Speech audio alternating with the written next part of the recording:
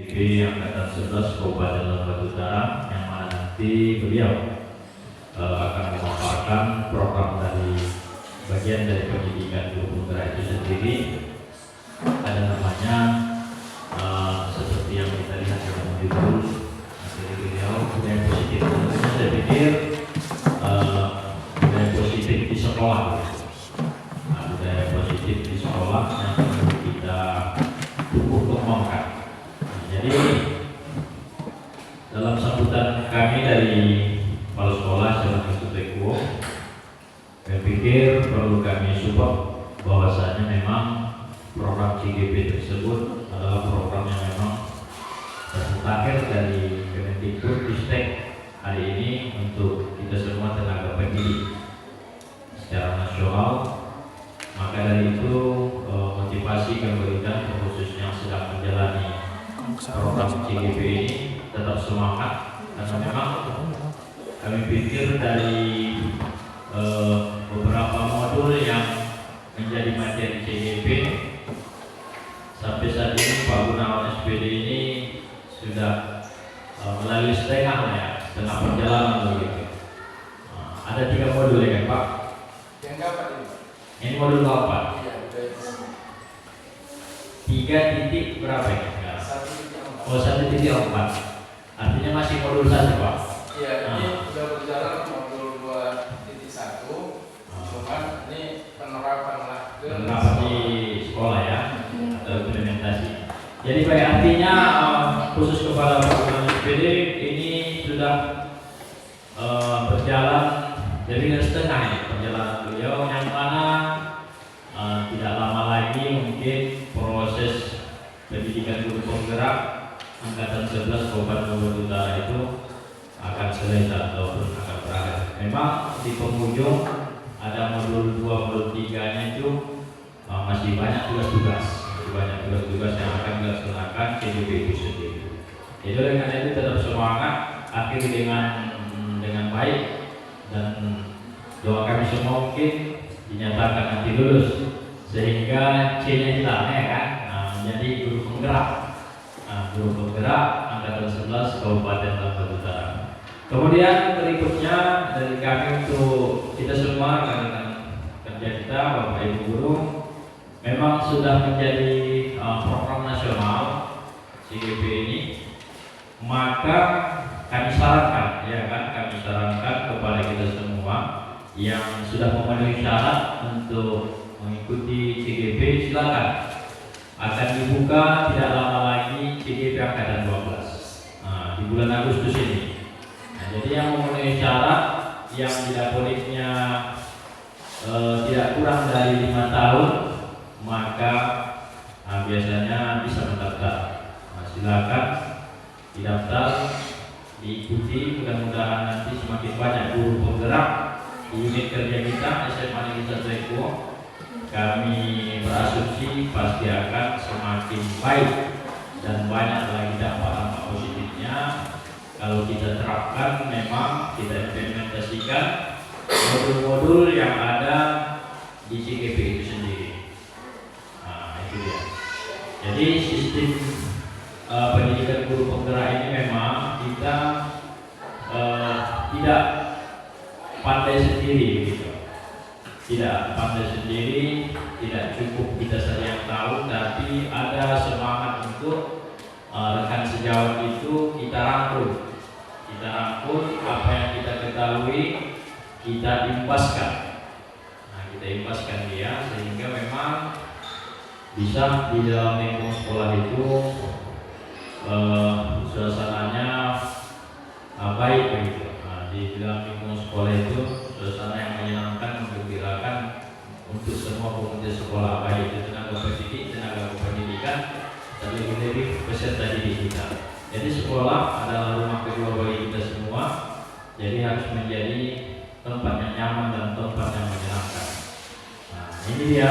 Mungkin sebenarnya program-program sebelumnya juga sudah mengenal seperti itu, namun di dalam CGP ini semacam dikuatkan dia.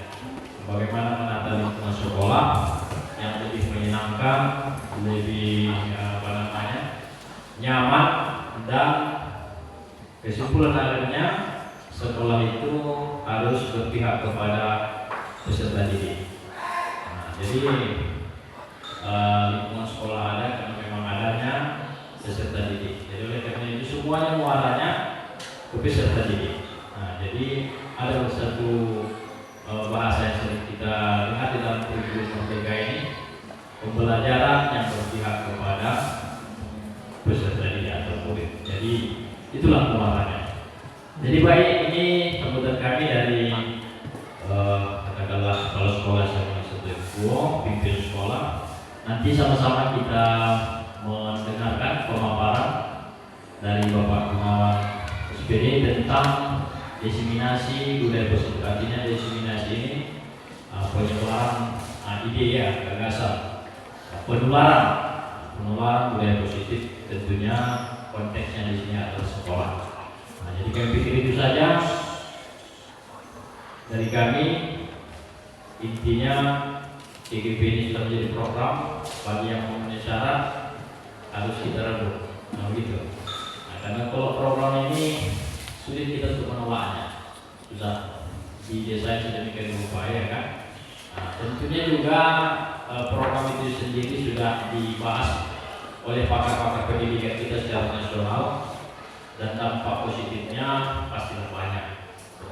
Bisa juga kita pandang program itu sebagai sesuatu yang mengada-ngada atau bagaimana, karena memang itu sudah dibahas dan dikaji oleh pakar-pakar pendidikan kita secara nasional. Jadi kita yang levelnya katakanlah di unit kerja sekolah mengikut apa program yang ditetapkan secara nasional yang sudah menjadi regulasi. Jadi oleh karena itu harus kita semangat mengikutinya. Jadi sampai hari ini Pak Gunawan setelah masa yang kedua lah ya dari sekolah kita ini, kerja kita SMA Setukuo. Nah, setelah Pak masa yang sudah dinyatakan selesai lulus sebagai guru penggerak angkatan 9 Kabupaten Lampung Utara.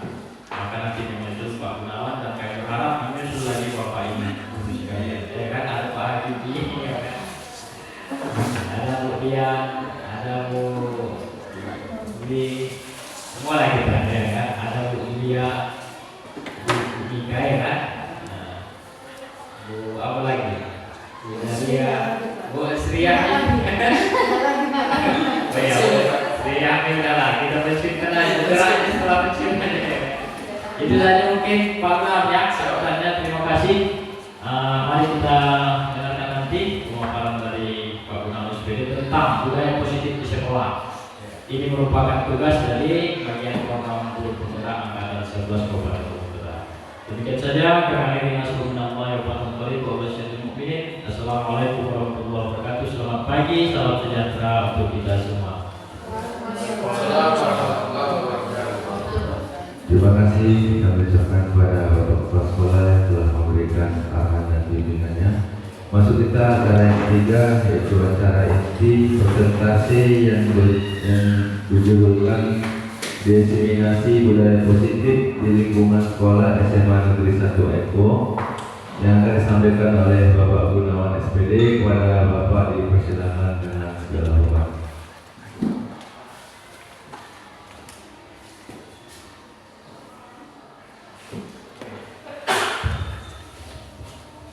Baik, terima kasih kami ucapkan kepada moderator yang berperan pada siang hari ini, yaitu Bapak Ahmad Habibie. Baik, saya mulai atas kesempatan yang telah diberikan kepada saya. Assalamualaikum warahmatullahi wabarakatuh. Selamat siang, salam sejahtera buat kita semua. Alhamdulillah, puji syukur kita panjatkan kepada Allah Subhanahu wa Ta'ala yang mana berkat rahmatnya pada kesempatan siang hari ini kita semua masih diberinya suatu nikmat, yaitu nikmat kesehatan, kesempatan, dan juga nikmat kekuatan iman sehingga kita dapat berkumpul dan beraktivitas sampai dengan detik ini. Kemudian salam bersalam pada junjungan kita Nabi besar Nabi Muhammad Sallallahu Alaihi Wasallam.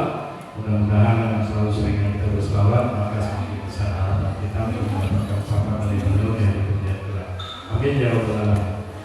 Yang terhormat Bapak Kepala SMA Negeri 1 Ego, kemudian hormat yang sama juga kepada Bapak Ibu Dewan Guru SMA Negeri 1 Ego.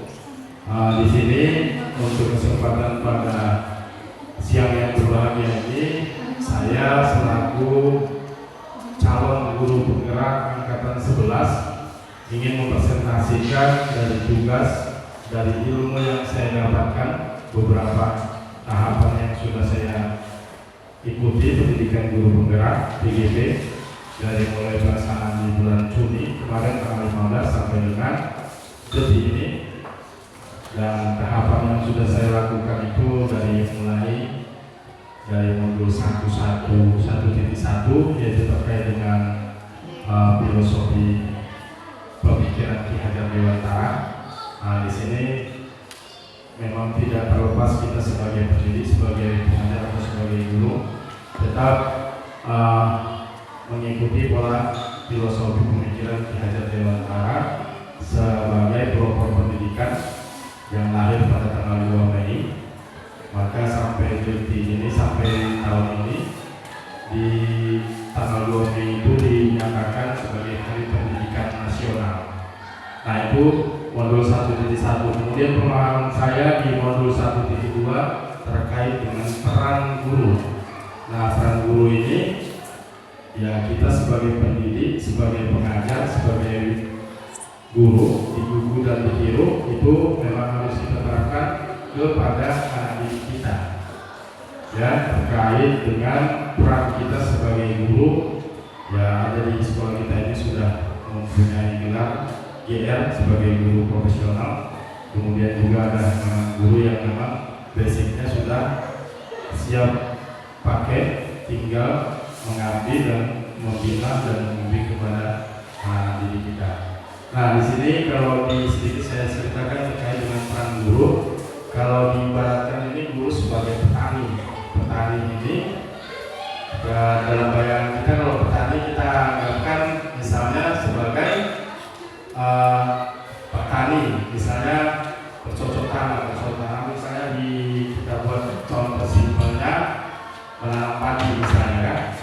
Jadi dari hal-hal yang kecil, misalnya kita buat contoh di tahun ini ada kita buat PPDB namanya, ya, penelitian penerimaan siswa baru. Di situ kita rekrut dari beberapa daerah atau beberapa sekolah, ya. Kemudian kita dari mulai ada dia jalur ya prestasi, kemudian ada jalur divisi atau bantuan, kemudian dengan jalur donasi. Nah, kemudian setelah kita rekrut, ini kan sudah berkumpul dari SMP, dari kecamatan lain, dari desa lain, kemudian kita semai.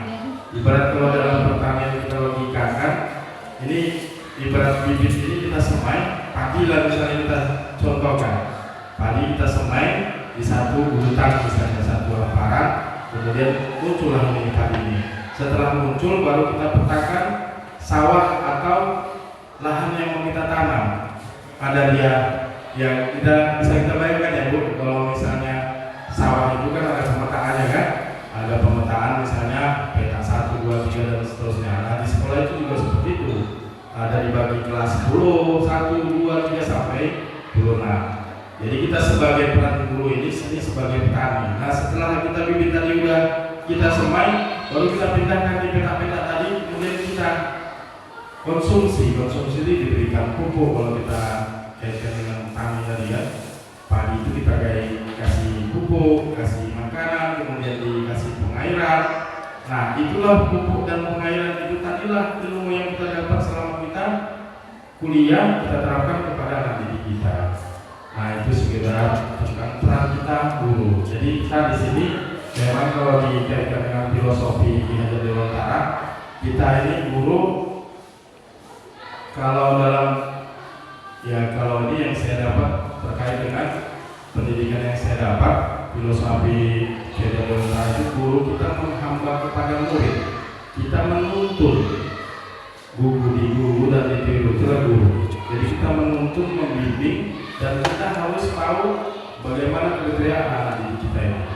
Nah, itulah dari proses seterusnya sampai hal anak ini memang tujuan yang kita capai, anak-anak kita berhasil kita didik sampai mereka ke kelas 11, ke kelas 12 dan sampai dengan tamat dari SMA Negeri 1 Ego ini dan melanjutkan ke jenjang selanjutnya. Jadi begitu juga dengan kami tadi, visi mereka atau tujuan mereka bercocok tanam itu untuk mendapatkan hasil. Dari hasil itu perkembangannya melalui proses itulah kita belajar.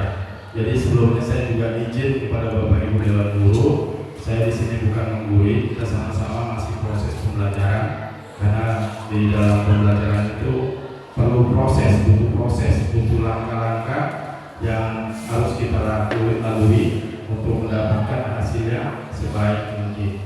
Nah, kemudian di modul yang selanjutnya itu terkait dengan visi. Nah, visi guru itu kita harus punya tujuan kita ini, kita mendidik itu kita lihat perkembangan anak didik kita. Selanjutnya kita buat bagaimana kita berapa kita mengajarkan atau menyampaikan materi kita kepada anak-anak. Nah, di sini memang bisa kita jelaskan. Kalau kita jelaskan ke anak-anak ini, mungkin kita kan tadi menuntun, membimbing, membina, menghamba kepada murid.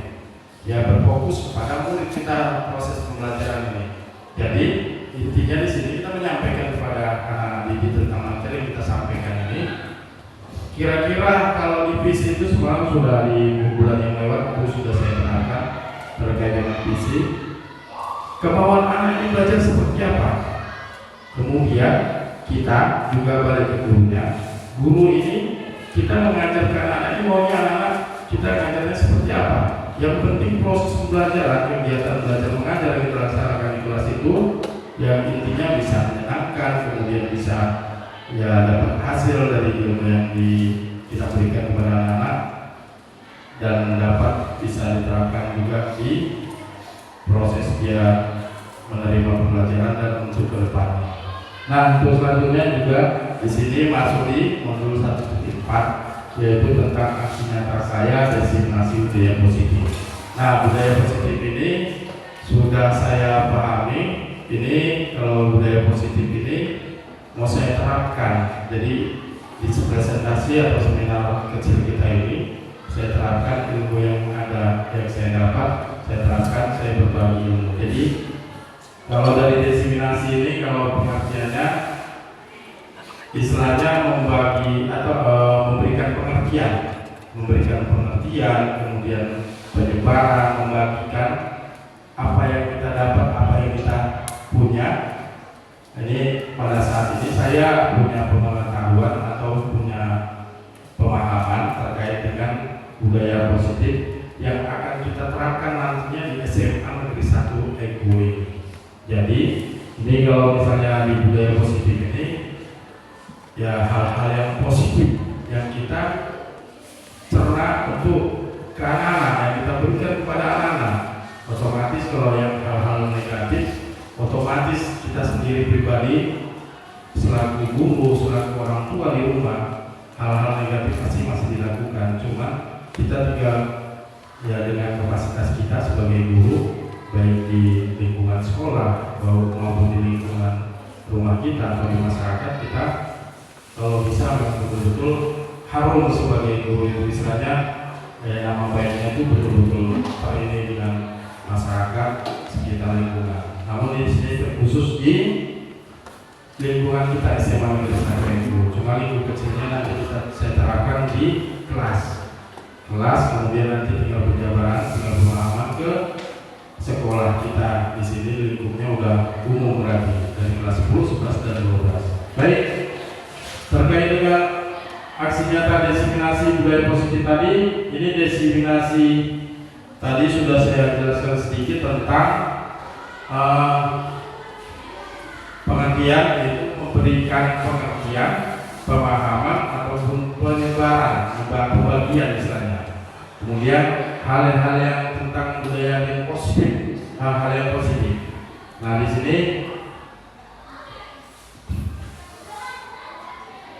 saya jelaskan tentang budaya positif. Budaya positif di sini adalah nilai atau keyakinan dari kebiasaan-kebiasaan di sekolah yang berpihak pada murid sehingga menjadi pribadi yang bijaksana dan lebih bertanggung jawab. Di sini budaya positif ini kan ada nilai keyakinan dari kebiasaan-kebiasaan. Nah, dia ini kan kalau di kelas di sekolah kita ini lingkup kecilnya tadi kita buat kelas, kan istilahnya karakter anak ini kan berbeda-beda. Misalnya saya contoh saya lagi kan, saya guru bidang studi PJOK. Saya mengajar di kelas 10, dari kelas 11 sampai kelas 26, kemudian mengajar di kelas 11, kemudian mengajar di kelas 12. Bahkan di sini mungkin ada guru yang semua kelas masuk. Nah, di sini kita harus memahami karakter anak ini satu persatu. Kita pahami, oh si A sekolah, misalnya si A, dia model PP-nya anaknya seperti ini, B seperti ini, C seperti ini, sampai jumlah siswa di dalam satu kelas itu. Itulah kita sebagai peran guru memahami karakter anak, kita pahami. Oke, nah itulah pengertian dari budaya positif. Jadi kebiasaan positif yang berpihak kepada murid. Namun hal yang positif ini terkadang diabaikan karena anak mereka namanya manusiawi juga, kita juga manusiawi. Mungkin ada hal yang negatif, mungkin hal mereka yang tidak tahu masih dilaksanakan, itulah yang hal negatif. Kalaupun kira-kira ada temuan seperti itu, kita mengarahkan ke hal yang positif. Itulah fungsi kita sebagai seorang guru, sebagai pendidik, sebagai pengajar, dan berfungsi kita sebagai fasilitator, memfasilitasi pembelajaran kegiatan belajar kepada anak didik kita. Baik, selanjutnya. Nah, ini dia ada budaya positif, ada kriteria di sini terkait dengan yang pertama disiplin positif dan nilai-nilai kebajikan universal. Kemudian yang kedua teori motivasi, hukuman, penghargaan dan restitusi. Kemudian yang ketiga ada keyakinan kelas. Kemudian yang keempat kebutuhan dasar manusia. Yang kelima 5 posisi kontrol. Yang keenam segitiga restitusi. Nah, di penerapan beberapa kriteria tentang budaya positif ini nanti saya jelaskan satu persatu yang akan kita terapkan nantinya ke anak didik kita. Baik, selanjutnya di sini kriterianya ini ada 6 poin. Untuk selanjutnya, nah ini dia disiplin positif dan nilai-nilai kebajikan universal. Nah, ini kita kaitkan dengan tadi hal-hal positif proses kegiatan belajar mengajar lah kita perumpamakan yang kita khususon ke kita sebagai guru kepada kegiatan belajar mengajar kepada anak. Nah, disiplin positif adalah menanamkan motivasi pada murid-murid untuk menjadi orang yang mereka inginkan dan menghargai diri sendiri dengan nilai-nilai yang mereka percaya. Ini pengertian istilah di disiplin positif terkait dengan penerapan kegiatan belajar mengajar.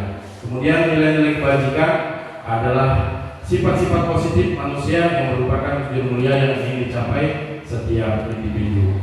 Nah, ini di sini kalau nilai kebaikan ini kan satu sifat positif, nilai kebajikan, nilai kebaikan. Hal-hal yang baik kalau kita kasihkan ke anak didik kita, mudah-mudahan diterapkan kepada anak kita, diterapkan dan dijalankan. Mudah-mudahan kita sebagai guru dapat amalan kita. Karena yang dilaksanakan itu yang hal yang baik.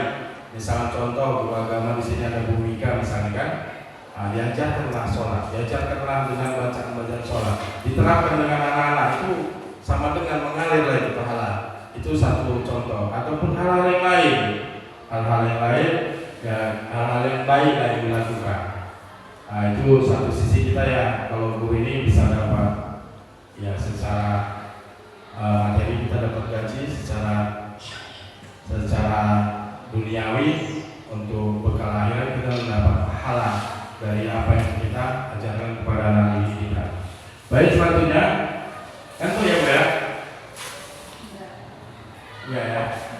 Ini ada sedikit ya, saya sedikit berbagi ilmu apa yang saya punya atau yang saya dapat, pemahaman saya, dan juga saya ada sedikit berbagi ini. Mohon izin Pak Ketos dulu bagikan sama Bapak Ibu. Pak Ketos. Ya. Oke, sambil lihat ada cemilan yang dimakan ya kan. Baik, untuk selanjutnya teori motivasi, hukuman, penghargaan dan restitusi. Nah, teori motivasi atau motivasi intrinsik adalah keinginan yang timbul dari dalam diri sendiri atau dorongan untuk mereka melakukan sesuatu. Nah, ini kalau teori motivasi kita memberikan motivasi kepada anak-anak, istilah yang memberikan semangat kepada anak-anak ini tinggal balik ke kita pakai trik yang seperti apa, teori seperti apa gitu kan. Nah di sini kita berikan kepada anak-anak bermacam variasi lah untuk memotivasi anak-anak kita supaya mereka betul-betul ingin belajar, supaya betul-betul mereka belajar itu menyenangkan, happy, dan mereka juga belajar itu bisa menerima apa yang kita ajarkan kepada anak didik kita. Nah itu dia ya. Jadi teori itu tinggal kita lah menyetel atau men-planning kita bagaimana cara kita untuk memberikan motivasi kepada anak. Kemudian yang selanjutnya hukuman. Nah ini hal hukuman adalah bentuk konsekuensi atas perilaku siswa yang tidak sesuai dengan aturan atau norma yang berlaku. Nah, ini pada umumnya hukuman ini kan sifatnya negatif. Ini mohon izin di sini kita ini nggak ada pula di sini guru BP kan. Jadi kalau misalnya ini kalau budaya positif ini kita kaitkan dengan siswa kita di sini, misalnya ada semacam contoh peraturan sekolah. Nah peraturan itu dibuat di sekolah, ada kalau yang melanggar diberikan sanksi. Nah sanksi yang diberikan kepada guru kepada siswa yang melanggar peraturan itu ya ada yang berbentuk fisik gitu kan. Kalau kita lihat sama-sama di sekolah ini ada contohnya misalnya terlambat. Begitu terlambat disuruhlah misalnya keliling lapangan, itu udah fisik dia di situ kan. Kemudian jalan jongkok, kemudian ada yang disuruh push up. Nah itu memang penerapan dari BP mungkin ya yang menerapkan tentang dari segi peraturan terkait dengan hukuman. Nah, namun di hukuman yang di sini kita untuk hal yang positif, di sini kita bentuk konsekuensi atas perilaku siswa yang tidak sesuai dengan aturan atau norma yang berlaku. Nah, itu kita haluskan dari hal-hal yang sanksi hukuman yang diberikan itu kita haluskan kepada anak-anak. Kita haluskan, kita ya kalau biasanya kita main fisik atau dengan secara lisan kita marahi, nah ini kita haluskan kembali kepada anak kita. Nah di sini hukuman dapat membantu bentuk perilaku siswa agar lebih baik lagi tujuannya kan, dan mengurangi perilaku negatif. Ya, namun di sini kalau hukuman juga memiliki dampak negatif, hukumannya yang dilaksanakan tadi seperti yang saya jelaskan tadi, fisik lah misalnya suruh lari, nah itu hukuman itu berdampak negatif jika tidak diberikan dengan tepat. Di sini dampaknya nanti fatalnya sama kita. Kalau kita misalnya sama siswa kita berikan sanksi, hukumannya fisik misalkan, si anak ini mungkin bisa jadi dia nggak menerima, kemudian setelah dia nggak menerima, timbul pemikiran kotor atau pemikiran negatif.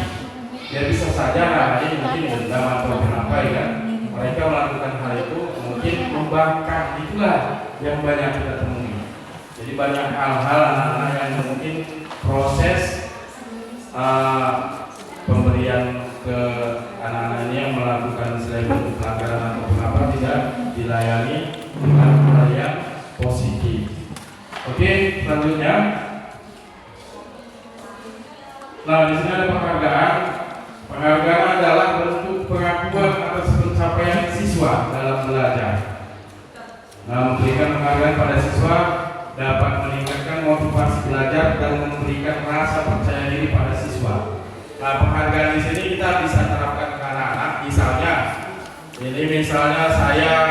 saya kaitkan dengan saya pribadi, saya sebagai guru PJOK misalnya, guru PJOK saya masuk di kelas 10 misalnya. Saya belajar ke kelas 10 ini, PJOK itu mungkin dari didikan atau pendidikan yang mereka terima dari SD sudah ada PJOK, kemudian di SMP sudah ada PJOK, kemudian di SMA sudah ada PJOK. Kita hanya tinggal mengingatkan kembali, mengulang kembali, dan pemantapan istilahnya, memberikan materi yang kita ada dan diberikan kepada anak didik kita. Jadi di sini kalau saya kaitkan dengan contoh tadi, misalnya contoh materinya misalnya materi atletik. Atletik ini kita biar belajar di kelas ini lingkupnya kita buat kecil dulu di kelas, belajar atletik. Jadi atletik itu udah nggak umum lagi. Kalau sudah menduduki di bangku SMA itu mungkin anak-anak SMA ini udah awam dengan kata-kata atletik. Nah, biarkan aja anak-anak itu bervariasi sendiri dengan ide mereka, dengan kemampuan dan pengetahuan mereka. Apa itu atletik? Misalnya saya lemparkan ke forum anak didik misalnya kan, ada yang menjawab olahraga Pak katanya. Tentu kita kasih hapus sama anak yang berani memberikan jawaban tadi. Ya olahraga juga, cuman kan belum ini begitu kan secara detailnya. Kemudian ada yang menjawab, mereka hanya berani misalnya menjawab dua kata, ya dua kata misalnya. Dia sebelumnya nggak berani sama sekali, mungkin dia kriteria anaknya masing-masing, ada yang penakut, ada yang pendiam. Ada yang menjawab misalnya, apa itu atletik? Pelajaran olahraga Pak katanya. Tetap kita kasih support. Oke bagus. Misalnya sekolah C misalnya kan. Oke bagus C, aku sebuah si C gitu kan. Jadi kan secara ini kan belum kena ini pengerjaan atletik tadi kan. Nah seterusnya. Ini kita beri penghargaan motivasi kepada anak-anak supaya dia percaya diri. Di sini kita buat juga, misalnya kita ada kalau dalam penilaian kita pembelajaran kan ada misalnya ujian ulangan atau kemudian semester ataupun ujian semester gitu kan. Nah pada proses pembelajaran bawa aja absen itu, oke, ini yang kira-kira mau menjawab, berani menjawab, kita proses pembelajaran, jangan takut salah, itu kita terapkan kepada anak-anak. Nanti kalau ada yang berani menjawab, ini Bapak kasih nilai khusus ya, saya masukkan ke dalam nilai khusus. Jadi mereka berpacu, termotivasi untuk saling menjawab. Apa itu atletik? Itu contohnya. Jadi kita harus kasih penghargaan, semacam pengakuan atas pencapaian siswa kita dalam belajar. Memberikan penghargaan pada siswa itu dapat meningkatkan motivasi belajar dan memberikan rasa percaya diri pada siswa. Jadi dia percaya diri dari PT dia, oh semangat dia, besok lagi mau belajar, pelajaran PJOK. Jadi semangat dia dari rumah, ya kan? Oh belajar ini enak ini katanya kan? Belajarnya menyenangkan, asik, happy gitu kan? Jadi kan jadi beban sama mereka sama anak-anaknya.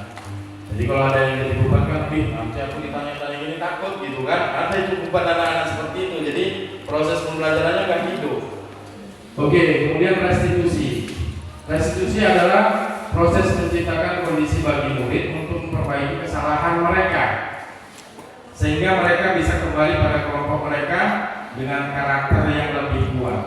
Ini kalau kita kaitkan dengan ini umumnya ya, restitusi kalau pengertian umumnya ini semacam ganti rugi.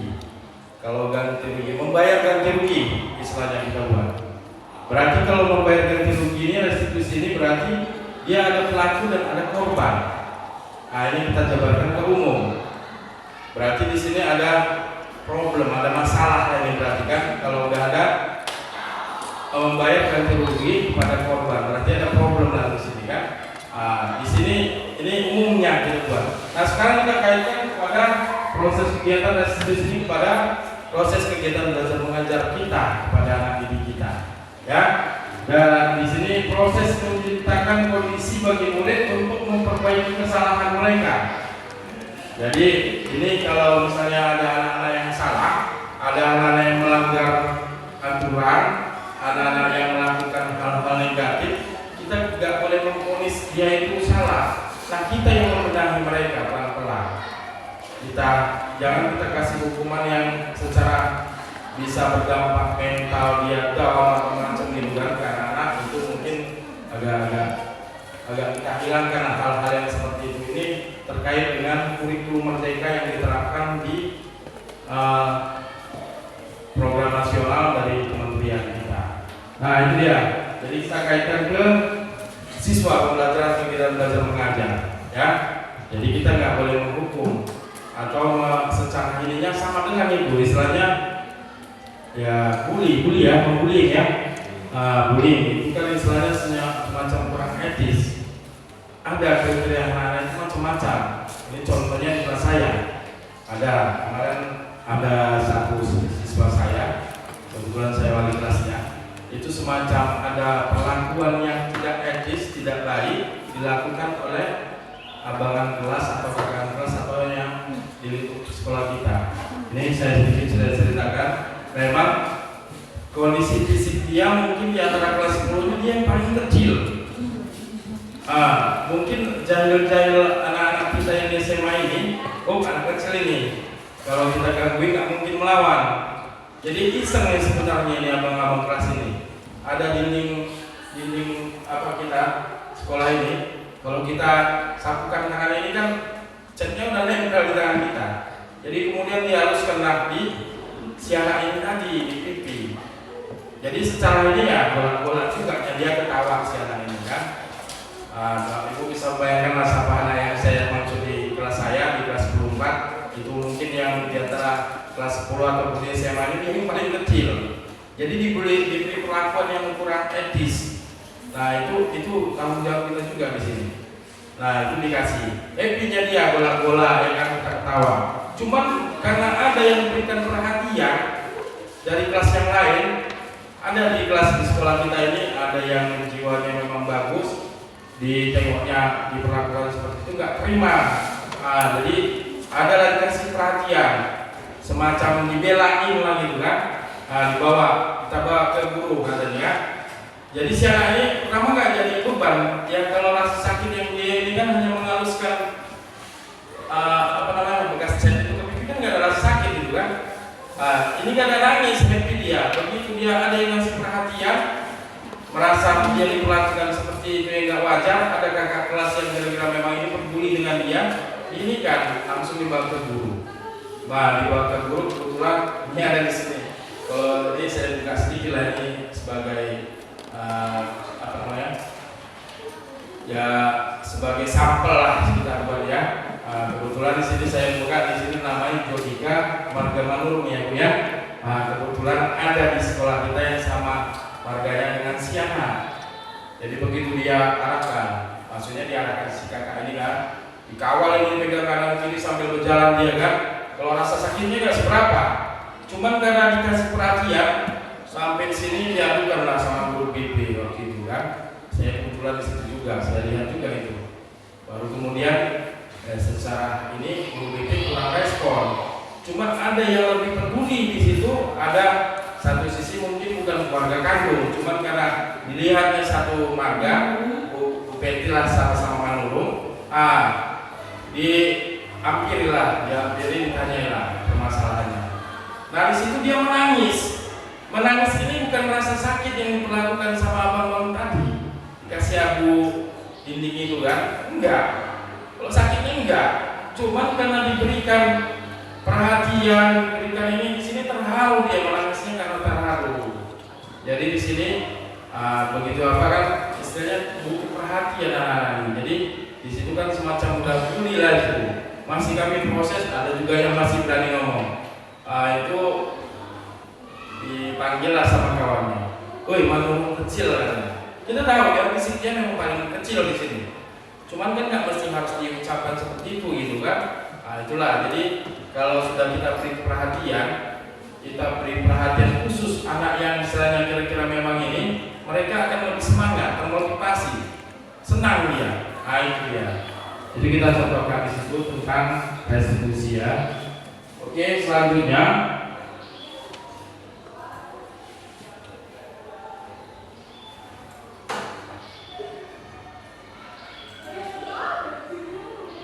Selanjutnya di sini terkait dengan keyakinan kelas. Keyakinan kelas ini, kalau keyakinan kelas adalah pernyataan yang telah disepakati bersama antara guru dan murid dalam suatu kelas untuk menimbulkan budaya positif pada siswa di lingkungan kelas.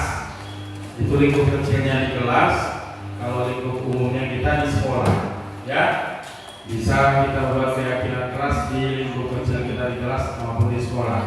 Dengan adanya keyakinan kelas di setiap kelasnya diharapkan mampu mewujudkan tujuan dari pendidikan yang lebih berorientasi pada nilai luhur Pancasila, yaitu profil pelajar Pancasila.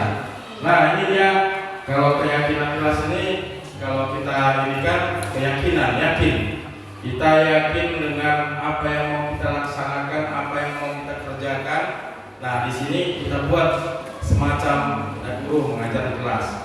Di awal misalnya kita buatkan, di awal kita buat keyakinan kelas. keyakinan kelas ini bisa kita terapkan dengan kesepakatan, semacam perjanjian mengikat pada untuk melakukan proses kegiatan belajar mengajar itu supaya berjalan dengan efektif, berjalan dengan baik, itulah ya. Jadi kita buat semacam kesepakatan, perjanjian, atau kalau umumnya MOU lah istilahnya kepada anak-anak. Nah, sulah kita contohnya misalnya Bu Zaria lah, guru biologi masuk, ini masuk pelajaran baru lah, dibuatlah. Cuma harus dilemparkan kepada anak-anak. Kita buat kesepakatan kelas, kita sepakati dulu ya. Kita nggak boleh hal-hal yang negatif, kita hal-hal yang positif. Jadi hal-hal negatif itu nggak boleh. Misalnya apa kira-kira? Nah, dibuatlah, Bu, nggak boleh Bu kalau ibu masuk di kelas masih ada lagi di belakang ibu masuk terlambat. Misalnya adalah itu anak-anak yang misalnya banyak lah itu yang ada yang berani ngomong seperti itu, ada yang ngomong Bu, kalau misalnya ibu udah masuk ada dia nggak masuk Bu, disitu kan. Kita buat kesepakatan ini sama anak. Oke, berarti ini problem masalah ya kan. Kita buat keyakinan kelas atau kesepakatannya tentang disiplin waktu. Berarti disiplin masuk tepat waktu gitu. Nah itu kita buat ya yang pertama. Kemudian apa lagi nak? Gitu kan? Kita buat. Apalagi nak? Bu, misalnya ini Bu, kalau misalnya ada guru yang mengajar di depan. Ini siswa kawan-kawan ini Bu ribut Bu misalnya kan. Ini kita kaitkan kalau ribut itu kan bisa mengganggu konsentrasi kegiatan belajar mengajar kita di kelas. Oke. Jadi kalau misalnya ribut misalnya, jadi kita kesepakatan, kita simpulkan apa kita buat kesepakatannya. Ya kalau nggak boleh ribut misalnya kan ada guru yang masih ngomong di menerangkan materinya, siswa di belakang paling tidak mendengarkan. Baru nanti kita kasih kesempatan mana mereka untuk ya meluangkan apa yang mau disampaikan. Ada timbal balik lah, ada pertanyaan atau macam diskusi gitu kan. Jadi di situ tentang ribut itu bisa kita haluskan kata positifnya saling menghargai.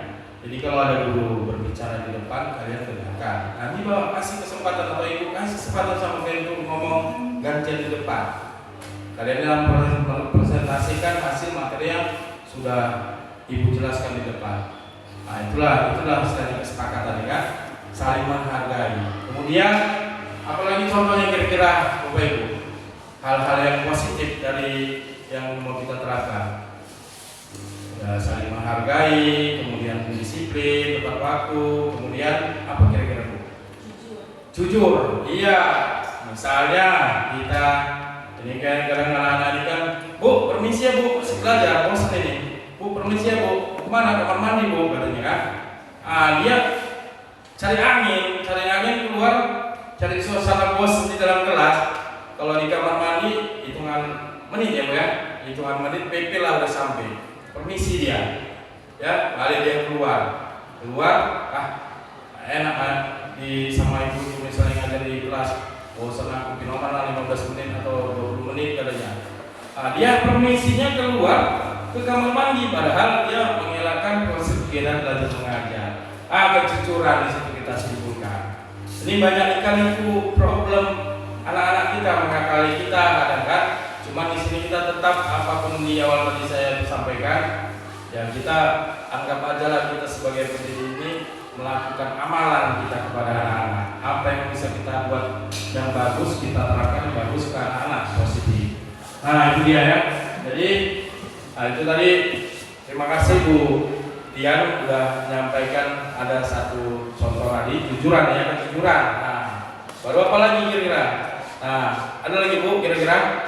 Tadi disiplin tepat waktu, kemudian ada saling menghargai, ada kejujuran, kemudian apa lagi? Ikhlas. Ikhlas ini maksudnya? Iya, ikhlas. Ikhlas ini bisa kita kaitkan misalnya, ya kan?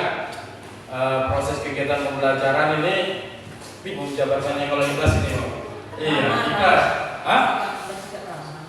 Bersikap ramah gitu kan? Ya bersikap ramah kita memang tipe kita buat yang seperti apa. Itulah bersikap ramah. Ikhlaslah kita sebagai pendidik ini mendidik anak-anak, membina, menuntun, ya menghamba kepada murid gitu kan. istilahnya ikhlas, sikap ramah lah juga. Oke, terima kasih ya. Ini udah di backup sama bapak sama ibu ini kan. Itu tadi keikhlasan tadi ya Pak. Ya, oke. Ada lagi kira-kira Bu? Misalnya ya di lingkup istilah pada proses belajar itu misalnya kita jaga kebersihan misalnya kan. Ya, kayak misalnya ini ada sampah di entah bekas kertas, entah bekas saus. Itu kita buat kesepakatan juga di situ perjanjian. Tujuannya kita haluskan untuk saling menjaga kesehatan lah. Kalau udah katanya sampah yang ada di situ kan nggak nyaman. Cakapnya sampah aja kalau udah ditaruh di tong sampah di tempatnya. Cuman kalau nggak dibuang-buang aja bisa jadi penyakit di situ kan. Itu contohnya Bu ya. Oke, selanjutnya Bu, itu keyakinan kelas nanti bisa Bapak Ibu terapkan di kelas pada saat proses kegiatan belajar mengajar. Kita buat kesepakatannya. Anak-anak itu belajar mau seperti apa, cuman jangan kalian yang mengatur kita istilahnya. Kita sebagai guru itu fasilitator. Kita fasilitator sebagai apa namanya? Yang menyediakan proses kegiatan belajar mengajar. Mereka sebagai penerima materi atau menerima ilmu pengetahuan dari kita. Jadi nanti bisa diterapkan di kelas itu ya, keyakinan. Jadi kalau kira-kira misalnya sesuai kesepakatan yang dibuat ada sampai 10, ada sampai 7, ada lebih dari 10. Dia buat kesepakatannya, perjanjiannya. Kalau misalnya ada yang melanggar ataupun ada yang hilaf, melakukan kesalahan dari kesepakatan yang sudah kita buat, kesepakatan ini, keyakinan ini, kira-kira mau diapain? Nah ini, wah Bu, gini. Kita buat secara ya istilahnya umumnya kita buat tawar-menawar, cuma kita haluskan hal-hal yang positif yang kita arahkan. Jangan langsung dihukum atau divonis jangan congkok dari sini sampai ke sana lah. Itu kita hilangkan langkah-langkah seperti itu ya. Bapak Ibu izin ya Bu. Kemudian kita nanti pelan-pelan dibuat keyakinan kelas. Oke. Selanjutnya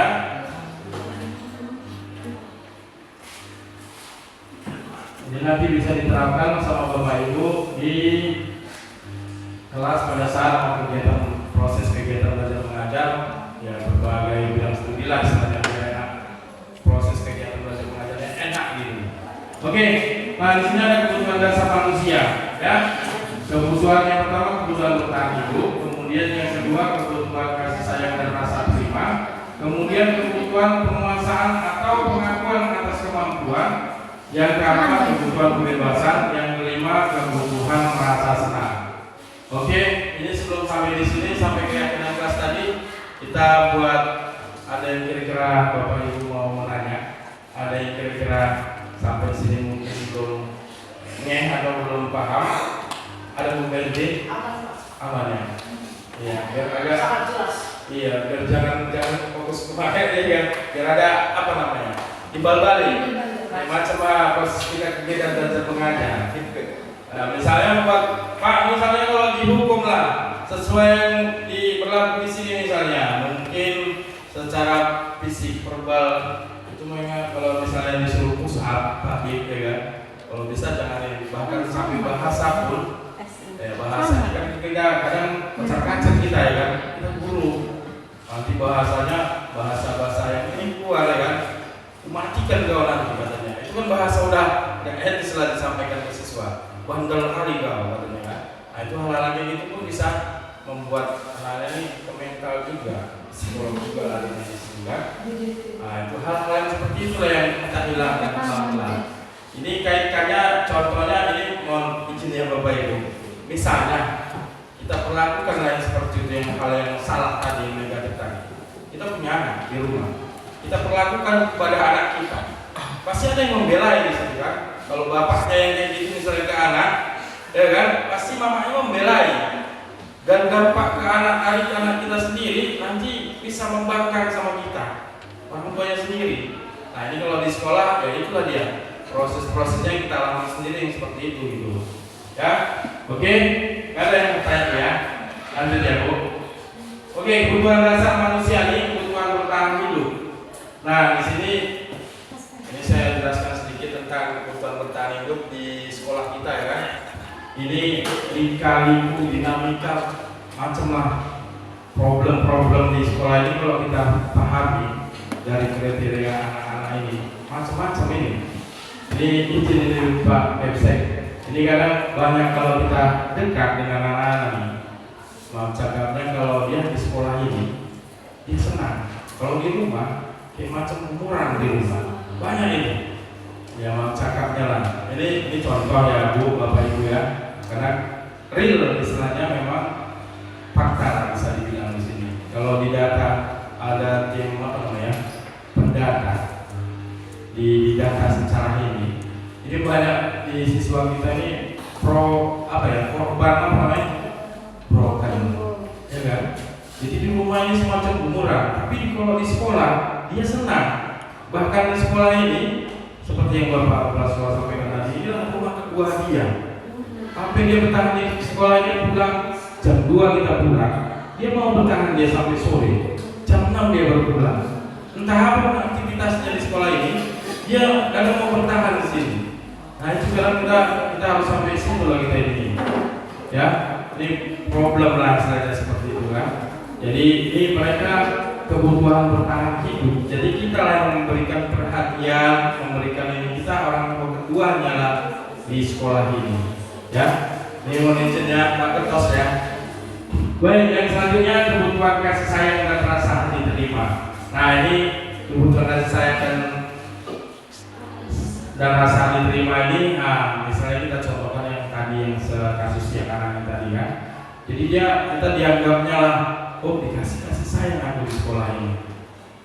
Di rumah aku nggak pernah dibentai, dimarahin ini gitu kan. Di sekolah dikasih perhatian, istilahnya suaranya lebih lembut lagi suara ini ibu ini sama perlakuan sama aku daripada mama kandungku sendiri gitu misalnya, ya kan. Jadi dia langsung ini dia si anak ini termotivasi seperti memang betul-betul menerima kasih sayang itu, rasa yang dilakukan dia yang dicari itu bisa diterimanya. Nah itu dia ya. Jadi kita tinggal menikmatinya, mau cakapnya ini misalnya di problem misalnya di kriteria anak kelas itu bervariasi dia Bu. Ada yang misalnya mau cakapnya ya, ada yang akan tanggulang samo misalnya kita omongkan di situ kan Bu. Nah itu cuma kita berikan perlakuan yang ini. Ada yang memang dia memang agak ya ultra mental, agak luar biasa, ampun doro ya kan. Itu kita kasih sayang, kita kasih ini.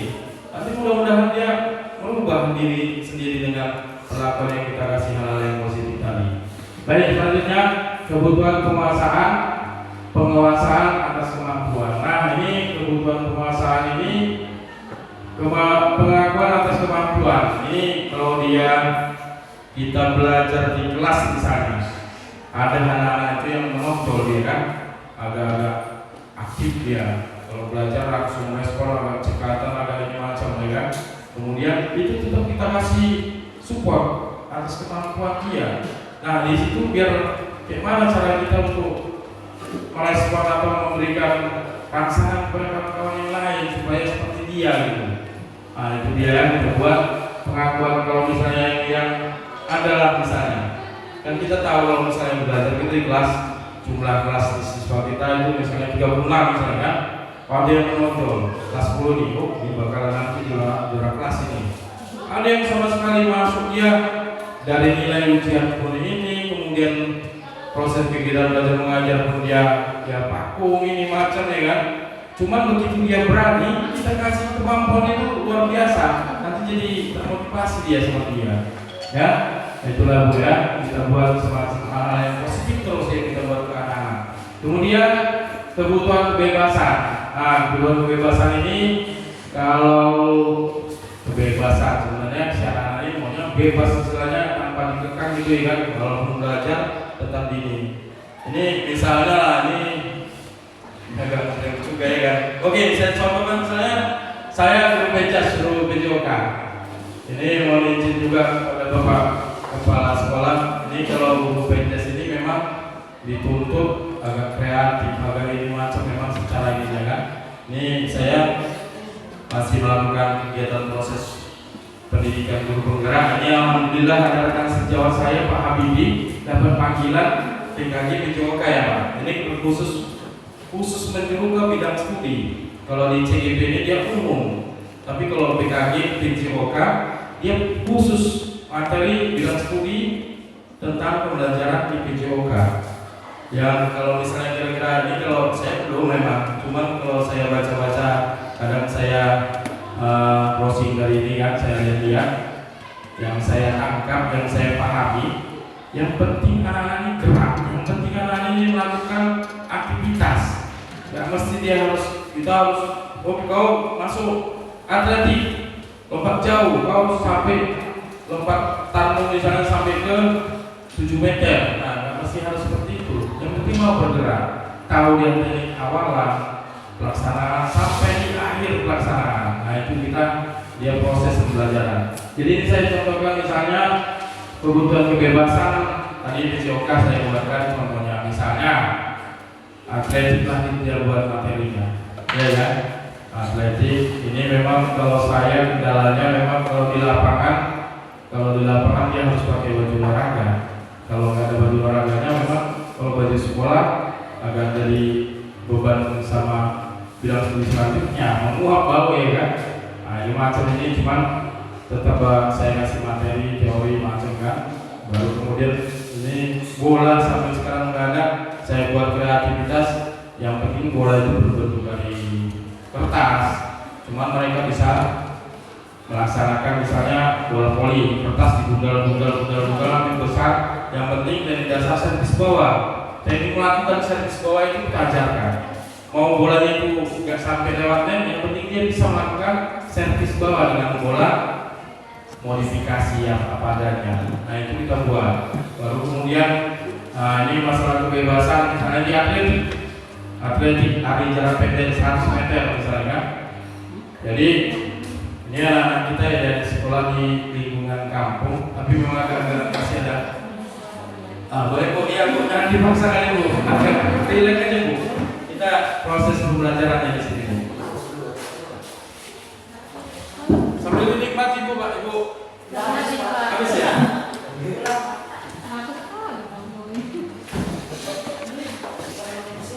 Itulah yang bisa apa adanya saya kasih, bukan ada apanya ya Bu ya.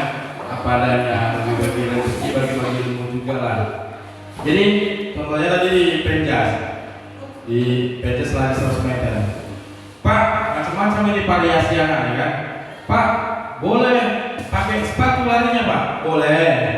Pak, boleh buka sepatu? Biasa diam dia kemana-mana nggak pernah pakai sendal nggak ini kan. Kalau dia nggak pakai sepatu larinya kencang. Pak, boleh nggak pakai sepatu Pak? Boleh. Banyak lagi nih anak-anak yang boleh, banyak yang Pak boleh gini Pak? Boleh. Pak masih ini dari tanya sama kawannya, nanti nanya lagi Pak boleh pakai sepatu Pak? Boleh. Pak boleh buka sepatu Pak? Boleh. Mau buka sepatu boleh, mau pakai sepatu boleh, yang penting larinya pakai kaki, saya bilang gitu. Iya, pakai kaki, larinya pakai kaki, nggak mungkin pakai tangan ya kan. Mau buka sepatu boleh, mau pakai sepatu boleh, yang penting larinya pakai kaki, namanya lari kan.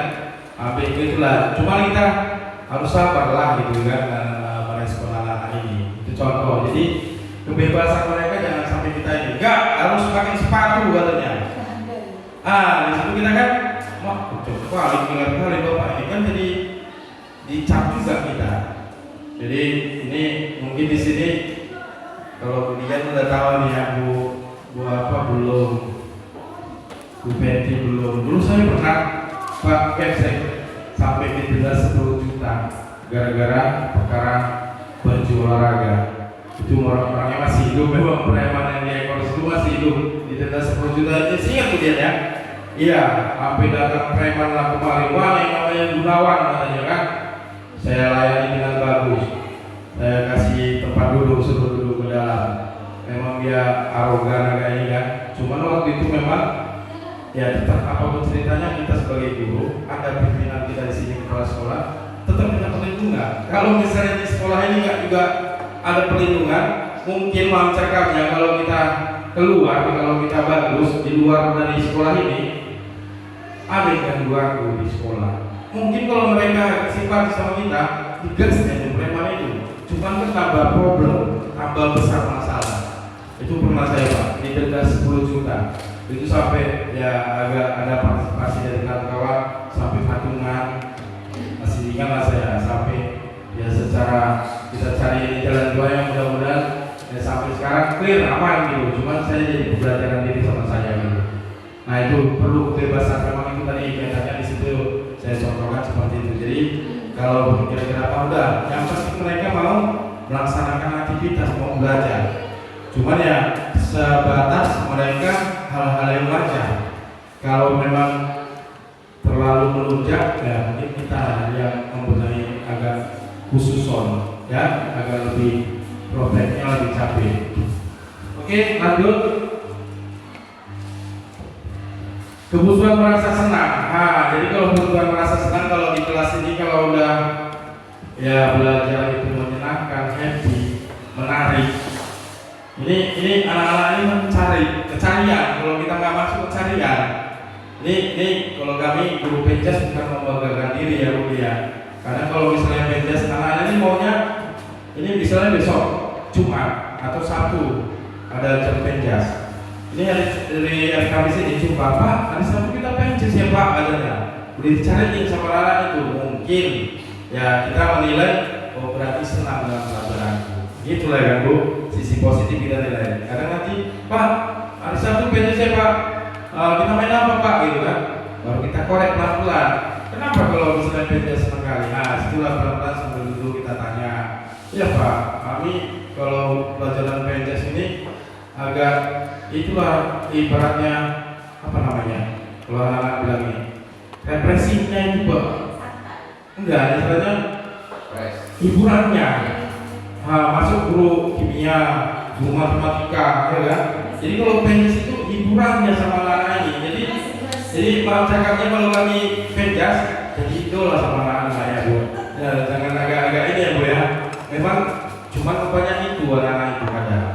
Iya, agak ngepresnya di olahraga gitu. Jadi kalau misalnya belajar matematika kok seru sekali, makanya pun mau tidur pun jadi ngotot. Makanya kalau misalnya kira-kira apa ya, apalagi gurunya killer. Nah itu dia. Nah itu dia. Kalau udah merasa senang belajar itu kita dicari. Jadi belajar itu pun enak. Awak pulang pun kira-kira ya cek-cek. Kadang kan mau juga sama anak-anak ini kan. Ya izin banget terus ya. Nanti saya buat nilai di sini. Nah, cuman proses nilai itu kan bervariasi lagi ya. Oke ya, lanjut.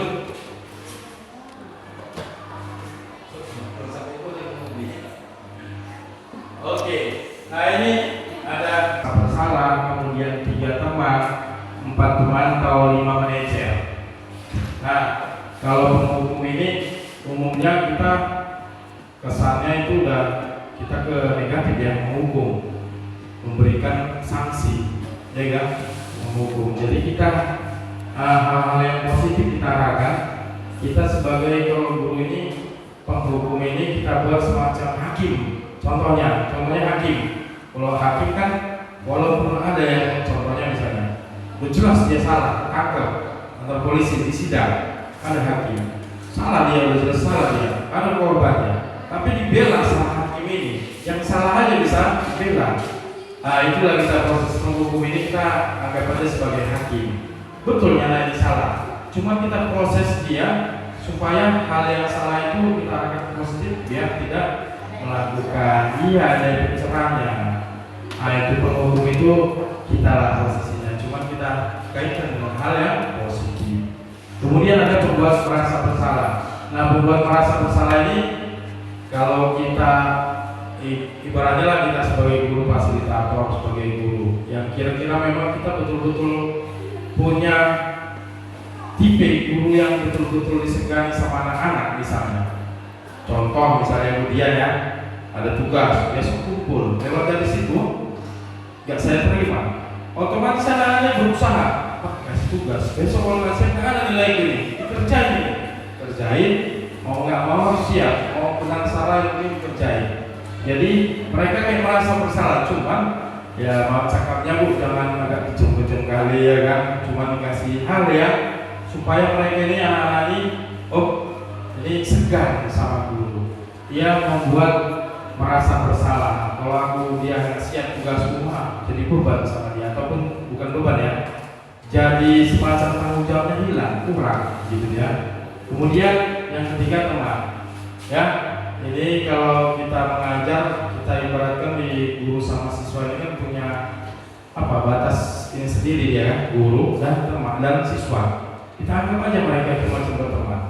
Jadi ibaratnya kalau buat yang saya lah dengan Pak Habib, kan misalnya akrabnya kenalnya di sini, belum nggak mulai dari kecil, nggak mulai dari dengan jumpanya di sini. Tapi karena kita misalnya sudah berteman satu profesi, dulu ini bisa dibilang gimana ya, adik anda di wali kelas gitu kan.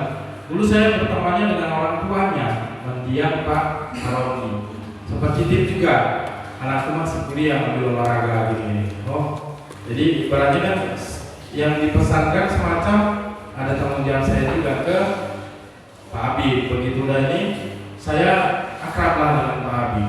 Jadi kalau udah berteman, mau cakapnya Bu, yang hal yang gak mesti diceritakan, itu diceritakan itu. Udah bestie, udah ini kan. Nah, hal yang kira-kira aib pun sampai dengan teman. Saking dekatnya. Jadi kita perlakukan ke anak-anak, kita anggap sebagai teman. Sebagai teman kita buat perlakuan ke anak-anak ini kan. Cuma kita tetap jaga posisi kita guru dia siswa. Nah itu dia. Hal-hal positif tetap kita alurnya seperti itu. Baru kemudian di pemantau. Kalau pemantau kita sebagai guru ini kita awasi. Ini kalau cakapnya, kalau saya pribadi di kelas itu saya tetap pakai, kalau bahasa kerennya intelijen ya.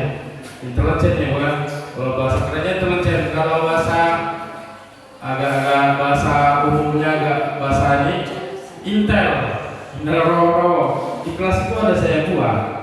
Jadi hal-hal yang kira-kira aku bagus, ada menyampaikan, Pak itu begini-begini. Ya nanti dari intel satu, intel yang kedua kita cari informasi, benar nggak apa yang disampaikan dengan orang yang pertama tadi? Pak begini Pak katanya. Baru nanti masuk dia intel yang ketiga. Jadi kita bisa simpulkan, oh berarti sekolah seperti ini, ini seperti ini. Baru kita panggil, kita tarik. Nah ditarik pun kita jangan bisa diumum, kita mulai di depan kawan-kawannya. Kalau dia merasa bersalah, kita tarik di ruangan. Kita tarik di ruangan atau di bawah jambu atau di mana atau yang tempat yang ada. Jadi kita sebagai pemantau itu membantu kita juga, ya Bapak Ibu. Jadi kita kalau yang kelima itu manajer. Kalau manajer pada umumnya yang kita tahu itu manajer misalnya di perusahaan, habis Pak, di perusahaan misalnya kan manajer, dia manajer posisinya udah posisi level atas dia manajer. Di bawah manajer ada asisten, di bawah asisten ada mandor kemudian ada rani, baru kemudian ada karyawan juga ada di bawahnya lagi kan, pekerja pembantunya misalnya kan, misalnya dia panen keneknya gitu kan, tukang berondolnya gitu kan. Nah kita posisi sebagai manajer, jadi kita harus dari 1, 2, 3, 4 ini kita harus kita kuasai semua. Nah contohnya kita ya cakapnya kalau malas ibaratnya istilahnya ada kesibukan atau ada kegiatan kita nggak mengajar, kita sebagai manajer bisa buatlah misalnya sekarang kan sistemnya udah canggih buat guru misalnya kan, oh besok aktivitasku ini kita share di guru, Pak besok kita masuk les ke 34 atau materi ini ya saya kirim, nanti diskusikan. Di situ kan kita ada sampaikan ke misalnya ke pengurus kelas, ketua, ada wakil, ada sekretaris, ada wakilnya, ada bendara. Nah kemudian ada kita bagi kelompok, ada kelompoknya. Mereka lah memanage, cuma kita pantau hasil perkembangan tugas yang kita kasih itu tadi, tetap kita pantau, jangan kita abaikan. Itu yang nanti jadi sepele anak-anak. Dikasih tugas nggak, dikasihnya dikoreksi nggak apa gitu kan anak-anak ini kan. Nah kita pantau gimana tugas kelompok semalam, walaupun kesempatannya semalam kan. Nah itu seperti jadi kita di situ harus ini ya, jadi manajer yang kira-kira ini kalau kita di sini kan agak ini di sekolah ini agak relate kita sebenarnya. Cuman kita buat posisi yang nggak perlu kita ngajar, dari rumah bisa kita pantau. Nah itu tadi yang saya buat kayak macam pakai intelijen terus tadi ya Bu ya, bisa serius sekali lah Bu. Itu ya. Jadi manajer ini perlu kita sebagai guru tetap manajer harus mencakup, menghukum, membuat merasa salah, teman atau memantau. Nah dia untuk klub besarnya itu kita sebagai manajer juga sebagai guru. Nah ini dia, ada segitiga restitusi, ya. Restitusi tadi apa yang sudah saya sampaikan Bu? Umumnya tadi. Oh iya, kayaknya dari awal lah. Enggak ya? Nah Bu Dwi, apa restitusi Bu? Lupa ya. Iya, restitusi itu tadi semacam saya sampaikan, restitusi itu dia membayar ganti rugi. Misalnya tadi yang saya sampaikan, restitusi membayar ganti rugi. Kalau udah membayar ganti rugi ini kan berarti ada korban, ada pelaku, itu tadi ya, restitusi. Jadi di sini segitiga restitusi. Kalau ada problem, ada masalah, kita masukkan lingkup di segitiga ini dia, ya. Segitiga restitusi ini dia. Ada yang pertama menstabilkan identitas, kemudian yang kedua ada validasi tindakan yang salah, kemudian yang ketiga ada menanyakan keyakinan. Nah, semua problem, namanya kita manusiawi, kita sendiri punya problem, punya masalah. Cuma ini kita kaitkan dengan penerapan kita di sekolah tadi ya, kita guru kepada siswa. Nah itu dia, jadi ada restitusi. Kalau misalnya contoh, kita buat contoh aja lah di sini ya Bapak Ibu. Apa kira-kira problem yang umum di, misalnya kita lingkupnya di kelas dulu, kita bidang ibu dia bidang studi bahasa Indonesia, ajar di kelas. Misalnya kelas ya kelas 10, kelas 10 misalnya gitu. Apa kira-kira problem di situ kan?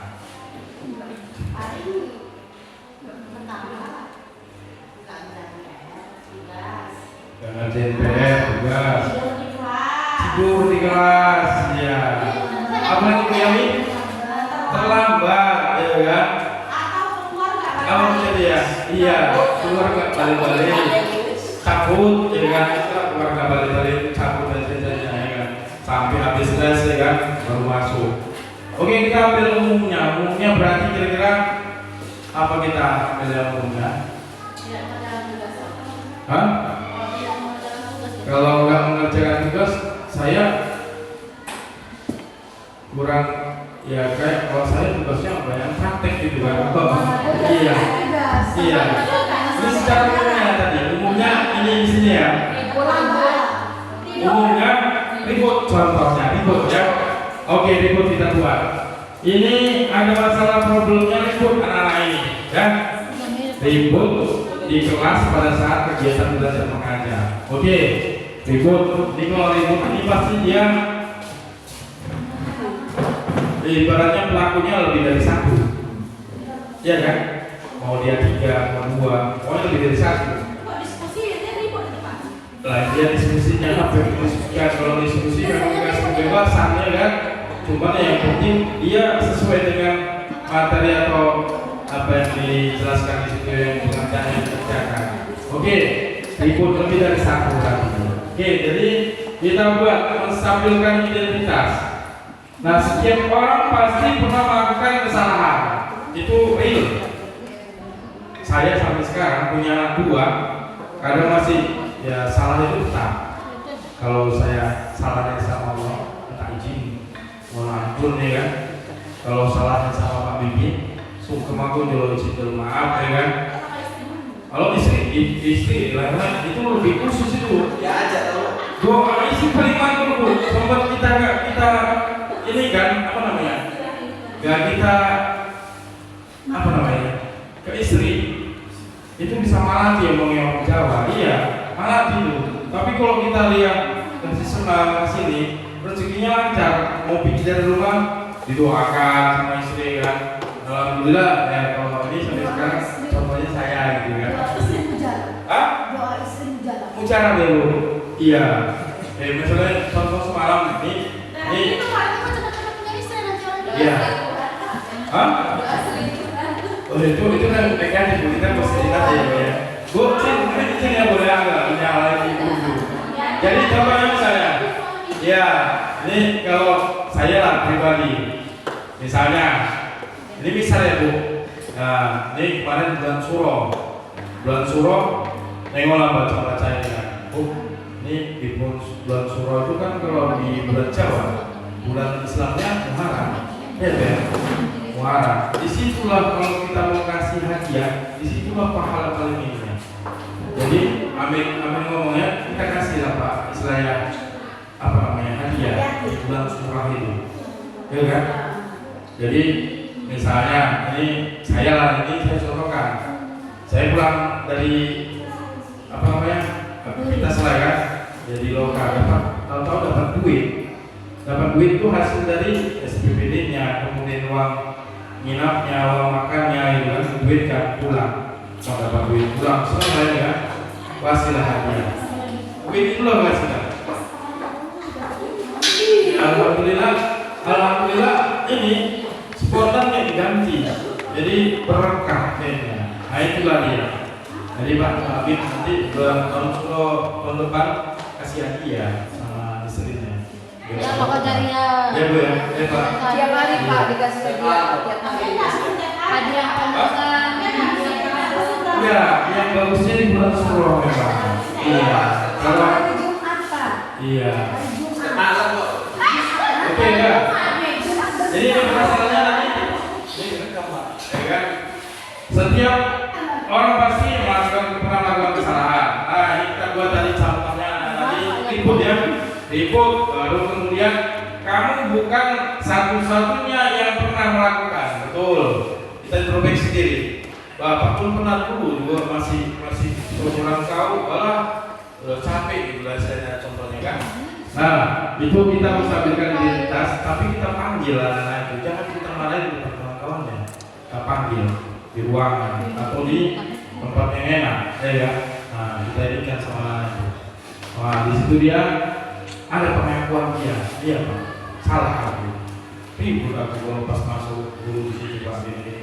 Berarti udah ada kesadaran dia. Oke, di situ kita buat semacam kita nasihati. Kamu kan satu-satunya orang yang pernah melakukan kesalahan. Itu dia udah kita nasihati lagi kan. Nah, kemudian ini kita stabilkan identitas dia supaya dia jangan mencuat terus marah nggak terima. Nah itu dia. Kemudian validasi tindakan yang salah. Nah, validasi tindakan yang salah ini syarat tadi yang berikut tadi udah kita validasi. Kita stabilkan identitasnya, kita validasi. Kamu tentu punya alasan mengapa melakukan itu. Saya ribut, pasti ada alasannya. Kalau kita nangis, pasti ada sebabnya kan. Kenapa nangis? Kalau senang kali nangis. Kenapa nangis? Iya, lakiku ini lagi katanya kan. Nangis, sedih ya kan. Kenapa nangis? Kepengen nangis, tapi kataku dalam nggak keluar katanya kan.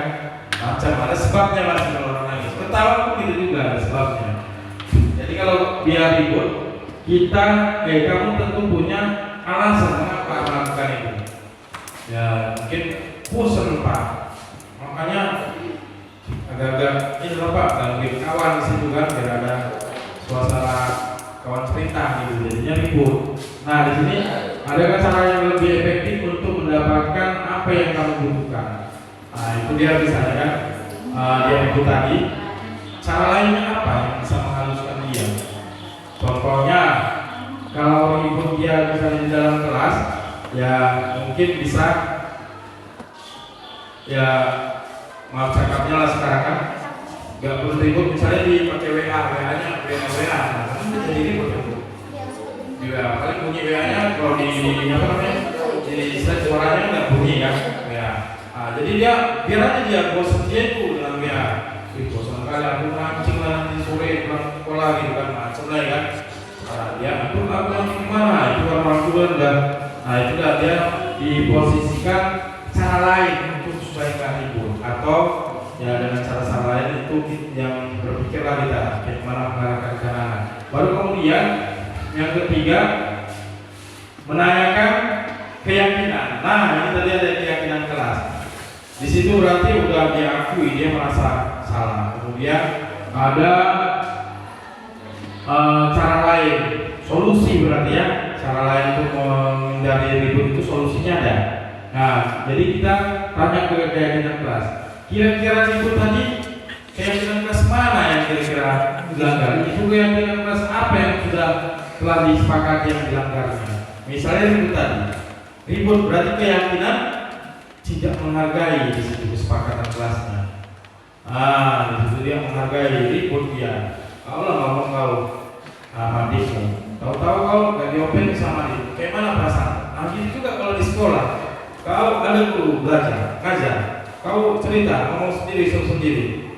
Kayak mana perasaan guru gitu kan? Kita balik-balikan. Tetap dia istilahnya dengan cara menasihati. Kemudian kamu ingin menjadi orang yang seperti apa? Nah kedepannya seperti apa?